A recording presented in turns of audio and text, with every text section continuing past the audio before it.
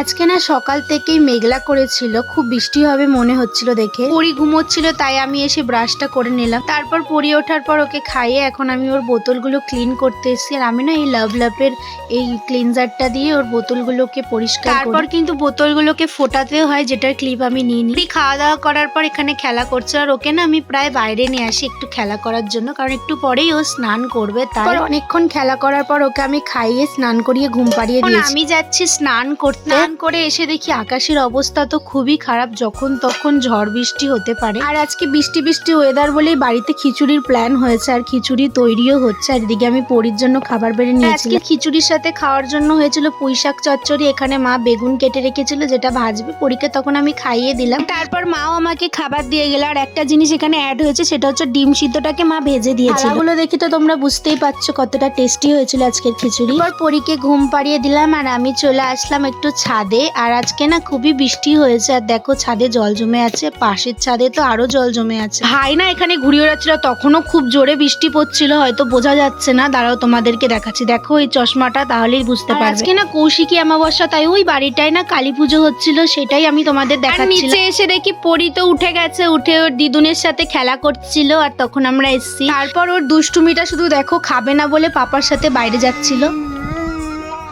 খাইয়ে পরীকে ঘুম পাড়িয়ে দিয়েছিলাম। তারপরে আমরা এসেছি খেতে। এখন দেখো পুঁইশাক চচ্চড়ি ছিল দুপুরের, আর এখানে সাদা আলুর তরকারি হয়েছিল রাত্রে, যেটা আমার বর বানিয়েছিল। ছিল রুটি। কেমন লাগলো ভিডিওটা অবশ্যই জানাবে। টাটা, দেখা হবে নতুন ভিডিওতে।